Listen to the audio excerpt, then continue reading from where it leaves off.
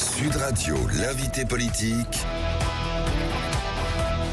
Jean-Jacques Notre Bourdin. invité ce matin, Clémentine Autain, qui est députée de Seine-Saint-Denis et qui assume d'être candidate à la présidence de la République. Elle le dit et Clémentine Autain va nous expliquer pourquoi. Bonjour d'abord. Bonjour Jean-Jacques Bourdin. Merci d'être avec nous. Alors évidemment, guerre entre Israël et Iran, ce seront mes premières questions. Aujourd'hui, où vous situez-vous? Est-ce que vous condamnez les frappes israéliennes sur l'Iran? Oui. Oui, je pense que c'est une façon de faire qui est à la fois illégale sur le plan du droit international et totalement contre-productive. C'est contre-productif parce que on n'a jamais apporté la démocratie avec des bombes, et il me semble que en particulier dans cette région, nous sommes bien placés pour le savoir, après l'Irak, après la Syrie, et Israël, au fond, tente à la fois de régler des problèmes internes en faisant cela, d'essayer de souder sa population à nouveau contre un ennemi, comme il l'a fait très vite après le 7 octobre vis-à-vis du Liban. Et il essaye également de créer un autre sujet de conversation que Gaza, et je le crois aussi d'avoir réussi à faire renoncer Emmanuel Macron à l'égard de ce qui devait se tenir à New York, c'est-à-dire une conférence avec l'Arabie Saoudite pour la reconnaissance de l'État palestinien. Vous pensez que Benjamin Netanyahou a volontairement fait bombarder l'Iran pour plomber, pour répondre, pour anticiper à la volonté française, avec l'Arabie Saoudite, de reconnaître l'État palestinien? Oui, je pense qu'il y a là un contre-feu. Un contre-feu dans un moment où, à l'intérieur de la communauté internationale, vous avez de plus en plus de voix, y compris des alliés parfois historiques d'Israël, ou en tout cas des voix d'État qui n'étaient pas très critiques à l'égard du génocide perpétré par Israël. Et là, comme il s'en prend au mollah à un régime épouvantable, eh bien, il crée une forme de solidarité à nouveau, et je crois en effet que c'est ce qu'il cherche, c'est-à-dire détourner le regard de Gaza et permettre que, par exemple, la France, le Royaume-Uni, l'Allemagne, qui jusqu'ici avaient fait entendre leur voix pour le peuple palestinien, et je constate que là, les propos qui sont tenus, c'est du registre de Israël a le droit de se défendre. Bien, Israël a le droit de se défendre, Clémentine Autain. Oui, mais pas d'outrepasser le droit international, parce que l'Iran veut détruire Israël. L'Iran le dit. Et Israël veut détruire le peuple palestinien. On va où avec ça ? On va où avec ça, Jean-Jacques Bourdin ? Est-ce que l'Iran est une menace existentielle pour l'Europe et la France ?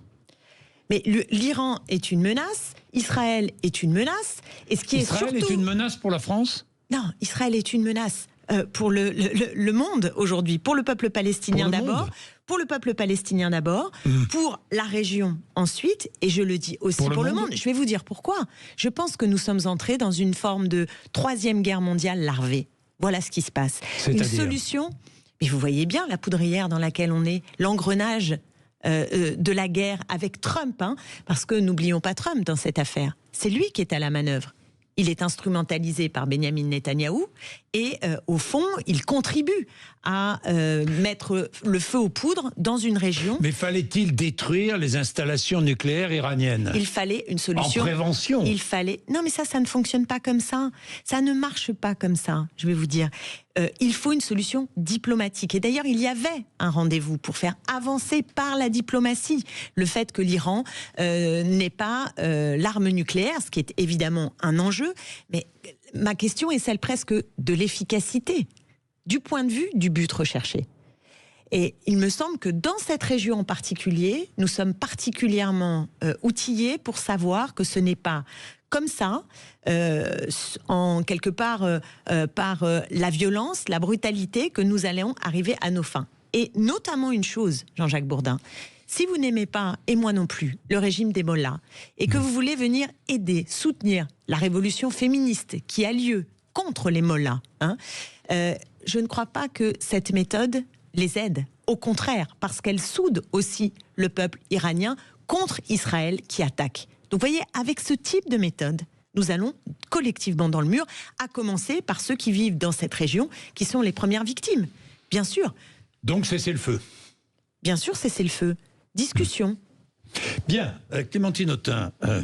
Discussion, rapport de force, sanctions, et certainement pas la main faible à l'égard d'Israël. Faisons attention, et j'interpelle le président de la République, Emmanuel Macron, qui a fait une volte-face. Vous savez que la diplomatie française, elle est laminée depuis un long moment, budgétairement, mais aussi dans son influence, parce qu'elle n'a pas de stratégie politique à son service suffisamment opérationnelle.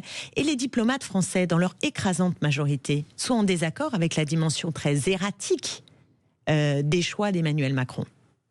Bien, Clémentine Autain, je passe à toute autre chose. Le Parti socialiste, c'est pas, sans transition, c'est pas la même mesure, hein, sans transition, c'est pas la même mesure, si je puis dire. Mais tout de même, il y a eu un fait qui relevait des propos de Jérôme Guedj qui sont soulignés par tous les médias, dans tous les médias. Qu'a-t-il dit au cours d'un long discours? Parce que c'est au cœur d'un discours, il a dit ces mots: Jean-Luc Mélenchon est un salopard antisémite. Est-ce qu'il a eu tort? Est-ce qu'il doit être sanctionné par le Parti socialiste, comme le demande Jean-Luc Mélenchon? Oui, il a eu tort. Les sanctions au Parti socialiste, je n'y suis pas, c'est au Parti socialiste d'en décider. Oui. Et je pense que les Français et le peuple de gauche sont saturés, énervés, en colère contre cette inflation d'insultes et cet esprit de division qui anime aujourd'hui la gauche. Honnêtement, on n'en peut plus. On n'en peut plus. Alors... Mais pourquoi division? Pourquoi division? Parce que le Parti socialiste lui-même est divisé. Parce que LFI, peut-être, joue la division de son côté. Pourquoi cette division? Comment avons-nous réussi? Vous avez été à la France Insoumise, vous, Clémentine Autain, vous savez comment ça fonctionne. Oui, j'ai des désaccords avec la France Insoumise. Oui. Mais j'ai un adversaire majeur, c'est l'extrême droite. Et une envie majeure, c'est de gagner dans le pays. Voilà. Et nous avons l'année dernière, il y a un an, c'est pas si vieux, réussi à rassembler 9 millions d'électeurs et d'électrices avec le programme du nouveau Front Populaire dans le cadre d'une alliance. Cet espoir, il a été déçu. Vous savez, je fais un tour de France en ce moment. Je suis allée dans plus de 30 villes et villages de France. Et quand je discute avec des militants, des sympathisants, c'est un sentiment de trahison qu'ils et elles ont à l'égard du nouveau Front Populaire. Parce que depuis, ils allument leur télévision et chaque matin, on a l'impression que c'est une insulte supplémentaire. Sioniste génocidaire, salopard antisémite, bon voilà, ça c'est un des sujets, mais on l'a sur de multiples sujets. Est-ce que Jean-Luc Mélenchon, que vous connaissez bien, est antisémite? Non mais écoutez, soyons sérieux, la France Insoumise est antisémite, faut arrêter. Franchement, faut arrêter avec ça. Faut arrêter avec ça. Et d'ailleurs, comment comprendre qu'il y a un an, nous aurions donc fait tous une alliance avec la France Insoumise qui serait antisémite? Ça n'est pas sérieux. Ce qui soude la gauche, mais historiquement... Mais est-ce qu'il y a une volonté de la France Insoumise de diviser la gauche? Non, mais qu'il y ait... Où est la volonté d'unir la gauche à la France Insoumise? Où est-elle? Ah, mais aujourd'hui, la France Insoumise a décidé de faire cavalier seul. Donc qu'elle cherche des motifs de division, c'est une évidence. Une partie du Parti Socialiste, la droite du Parti Socialiste, ne veut plus aucune alliance avec la France Insoumise. Et chacun pense qu'il va pouvoir tirer son épingle du jeu, les uns avec Jean-Luc Mélenchon, les autres avec Glucksmann. La réalité de ce scénario, Jean-Jacques Bourdin, c'est très simple, c'est que personne n'ira au second tour et personne ne gagnera. Et les Français, dans cette affaire-là, on y pense aux Françaises et aux Français? Qui y pense? C'est pour ça que je suis très en colère. Je trouve ça irresponsable, je trouve ça insupportable. Voilà. Et je m'énerve ce matin. C'est rare, en général, je suis très calme. Oui, c'est vrai. Mais là, franchement, c'est pas possible. Oui. Il faut siffler la fin de la récréation. Il faut que les leaders de gauche comprennent que le peuple souffre, qu'il se sent abandonné, méprisé, qu'Emmanuel Macron lui écrase la tête depuis tant d'années et que l'extrême droite, la trumpisation qui arrive en France est une menace gravissime. Oui, mais Clémentine Autain, comment faire alors que se profilent des élections municipales, puis ensuite présidentielles, et qu'on sait très bien que LFI présentera un candidat, ils l'ont dit, à la présidentielle, et que l'autre gauche présentera elle aussi un candidat ou une candidate. Mais comment faire? Vous aurez deux candidats à gauche? Je ne suis pas résignée. Jean-Jacques Bourdin, moi je ne suis pas résignée à ce scénario. Et je pense que si nous sommes capables de lever un espoir à partir du 2 juillet, où à l'invitation de Lucie Castet, toutes les forces du Nouveau Front Populaire sont invitées à construire à la fois un programme commun à partir de celui du Nouveau Front Populaire et une méthode de départage d'une candidature, ont déjà répondu présent le Parti Socialiste, les écologistes, l'Après, Picardie debout avec François Ruffin, Génération. Nous serons là à ce rendez-vous. Le Parti communiste n'a pas dit, pour pas l'instant. Encore, mais il n'a pas dit non. Et moi, je connais bien les communistes. La France insoumise est invitée Je ou pas connais bien les communistes. Ils ont une tradition antifasciste. Ils ont une tradition d'union. Je veux croire qu'ils seront avec nous. Est-ce que la France insoumise est invitée? Bien sûr qu'elle est invitée. Mais elle ne viendra pas. C'est elle qui décide. C'est elle qui décide. Et elle sera regardée par l'histoire. Vous savez, Jean-Luc Mélenchon a su faire l'union dans des moments très importants. Et si aujourd'hui il passe à côté de l'histoire, à côté de ses responsabilités historiques, ce serait quelque part terrible aussi pour lui. Alors, vous êtes candidate à la présidence de la République, vous confirmez et vous assumez, on est bien d'accord, hein? Vous êtes candidate à la présidence de la République. Je suis candidate à la candidature dans le cadre d'un rassemblement. Oui, j'assume pour être candidate à la présidence de la République. Voilà, vous assumez. Vous sillonnez la France, nous l'avez dit. Vous essayez de bâtir un programme commun. On est bien d'accord, à toute la gauche. Oui. Avec LFI ou pas? Oui, moi je suis pour emmener tout le monde. Et vous savez, nos partis politiques, ils représentent malheureusement bien peu de choses à l'égard de ce que nous avons à lever. C'est pour ça que je me réfère beaucoup aux 9 millions d'électeurs et d'électrices.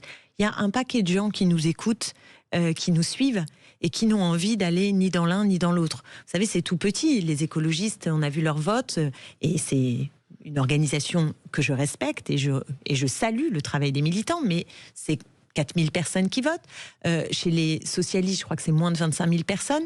Voilà, nous sommes des petits mouvements. Vous comprenez ce que je veux dire? À l'égard de ce qu'étaient les partis politiques autrefois. Donc, notre responsabilité, ce que nous avons à faire, c'est d'emmener largement. Et moi, je constate que quand il y a l'union, beaucoup de nouveaux militants, de sympathisants se disent « Ah, là, ça m'intéresse, je m'engage », et c'est ce qui s'est passé avec le Nouveau Front Populaire.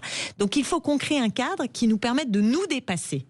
De nous dépasser. De vous dépasser, et ensuite une primaire pour départager les uns et les autres. On est bien d'accord, primaire à gauche, à un tour. Un seul tour? Moi, je fais la proposition de réfléchir à un autre mode de primaire par rapport au travers qu'on a connu dans les primaires, où souvent... les accords entre les deux tours, des compromissions... C'est pas tellement ça, c'est que c'est parfois quelque chose qui crée de la division, qui polarise, vous voyez. Donc je réfléchis à est-ce qu'on pourrait pas trouver une méthode qui permette d'amener chacun à être plus comptable du tout et à fédérer, à donner à voir la cohérence. Donc, possiblement, un choix préférentiel ou choix majoritaire qui permet de... C'est-à-dire, choix majoritaire, c'est une primaire à un tour, quoi. Oui, une primaire à un tour. C'est une idée que je mets sur la table. Comme ça se passe en Angleterre, d'ailleurs, pour les élections législatives. Mais Jean-Jacques Bourdin, si je puis me permettre, ce débat est passionnant. Je suis passionnée de la stratégie, du rassemblement. Mais je pense qu'il serait vraiment temps qu'on parle d'autre chose. Parce que tant qu'on est à s'écharper depuis un an, au fond, on arrive à voter. Mais je ne vous fais pas le reproche. C'est pas vous, là. C'est vous qui vous écharpez. C'est ce que je suis en train de vous dire. Vous, la gauche. C'est précisément ce que je suis en train de vous dire. Mais j'aimerais pouvoir parler de la sécurité sociale de l'alimentation que je propose, de comment on accède au droit à l'emploi, de comment on fait en sorte de sortir de la haine en ligne et d'avoir davantage de pluralisme dans les médias. Justement, votre projet, parce que j'allais y venir tranquillement, votre projet... Clémentine Autain, d'abord, vous n'êtes pas anticapitaliste. Je pense que la marchandisation du monde, qui est liée au système capitaliste, est effectivement ce que nous devons faire reculer et urgemment. Oui, je pense que le capitalisme, d'ailleurs, nous avait fait une promesse au XXe siècle, la prospérité. Il nous disait qu'avec la loi du profit, tout le monde allait pouvoir accéder à ses besoins essentiels. Ce que je constate, c'est que non seulement la majorité de la population aujourd'hui n'a pas tout ce qu'il faut pour accéder à la liberté, c'est-à-dire un toit sur la tête, de quoi se nourrir sainement, accès à l'éducation, à la culture, au transport et bien sûr aux soins, problème numéro 1. Donc le capitalisme n'a pas réussi de ce point de vue, mais en plus, En plus, il a créé des besoins artificiels. C'est-à-dire que le marketing, la publicité, l'obsession des nouvelles technologies font que nous sommes nous-mêmes rivés sans arrêt à avoir plus, comme si le plus était le mieux. Vous voyez ce que je veux dire? Et ça, c'est un problème pour la planète, puisque c'est destructeur de l'environnement, mais c'est aussi, Jean-Jacques Bourdin, un problème pour nos désirs.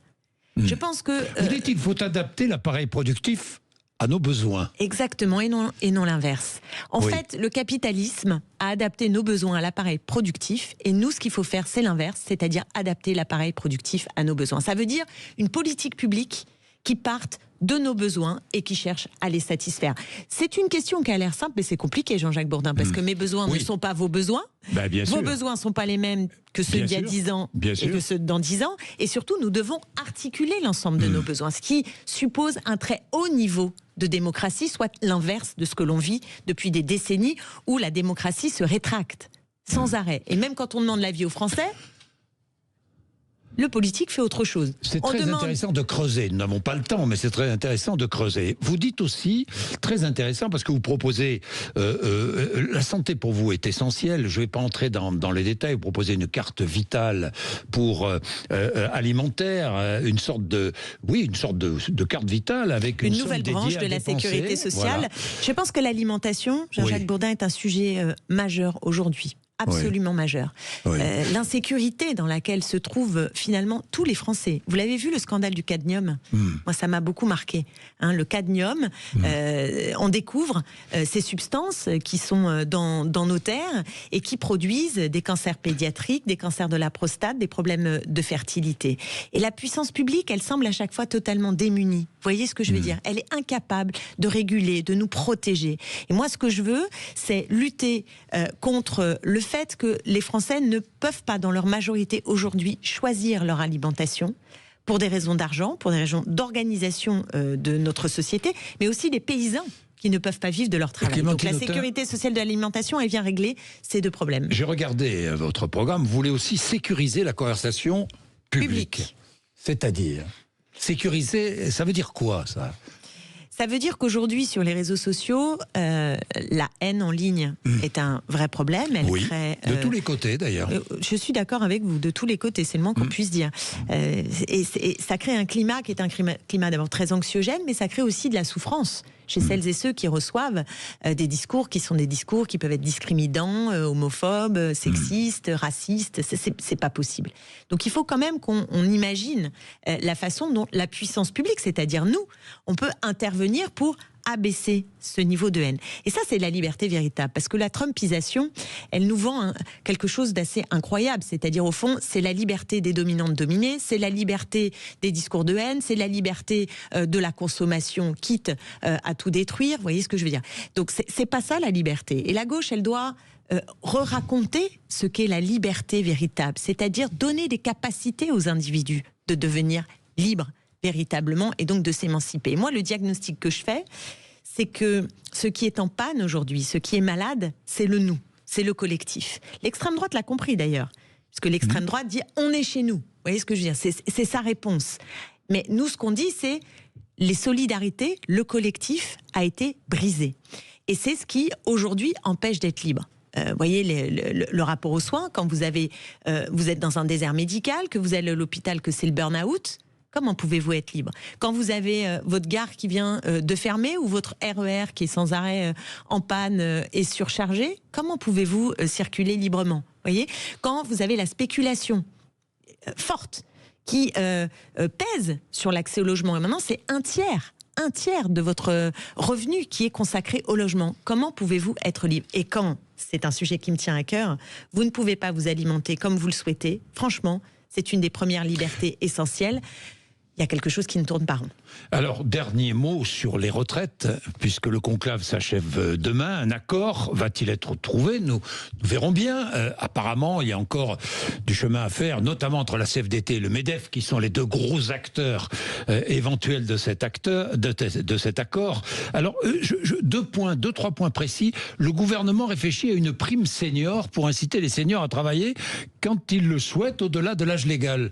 Vous êtes favorable à cette prime senior? Moi, je n'en peux plus de l'enfumage de François Bayrou. Voilà, ça suffit. Les choses sont assez simples. Mais c'était une bonne idée, le conclave, non ? Stop. Les Français, Bon. ne veulent pas de la loi qui a été adoptée, imposée par Macron et le gouvernement. Ils ne veulent pas travailler jusqu'à 64 ans et ils ont raison. D'accord ? Les syndicats ne veulent pas de cette loi et l'Assemblée nationale... La CFDT est prête à trouver un accord. On va voir. Oui, on va voir.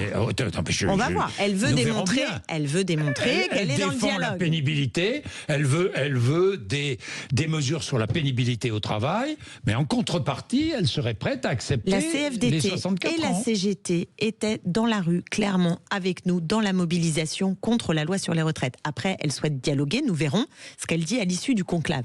Mais aujourd'hui, ce qui est important de noter, c'est que le 5 juin dernier, qu'est-ce que nous avons fait à l'Assemblée nationale ? Nous avons voté une résolution adoptée par l'Assemblée nationale pour revenir de 64 à 62 ans. D'accord ? Que fait le gouvernement ? Il nous enfume avec son conclave parce qu'il ne veut pas remettre en cause cette loi alors même qu'il met en place un conclave. D'ailleurs, la CGT l'a quitté pour cette... l'améliorer, la loi, non ? Mais on peut là, entre syndicats patronaux et syndicats de salariés. Mais que faites-vous de la majorité des Français ? Que faites-vous du vote au Parlement ? Donc tout ça ne sert à rien, on s'en fout, ça soit dessus ?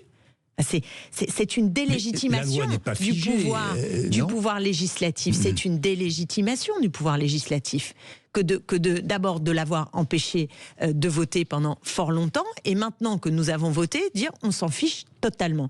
Et le conclave, dire vous pouvez discuter mais dans un cadre qui est limité, raison pour laquelle la CGT d'ailleurs a claqué la porte, puisque vous pouvez discuter de tout sauf de la remise en cause de la loi qui nous oblige à travailler jusqu'à 64 ans. Si la CFDT obtient l'amélioration des pensions des femmes, obtient des mesures sur la pénibilité, obtient l'abaissement de l'âge d'annulation de la décote de 67 à 66 ans, sont des avancées pour les Français. Attendez. D'abord, sont des avancées pour les Français. Pas toujours. Oui ou non ? Il y a parfois c'est comme le Canada Dry, si je puis me permettre, ça ressemble à une avancée et ça ne l'est pas. Donc je ne vais pas rentrer dans le détail de tout ce que vous venez de citer parce que c'est assez technique, mais c'est assez technique en vérité. Je sais. Et moi j'ai beaucoup suivi les débats à l'Assemblée nationale sur les retraites, donc je sais le niveau de technicité de cette affaire-là.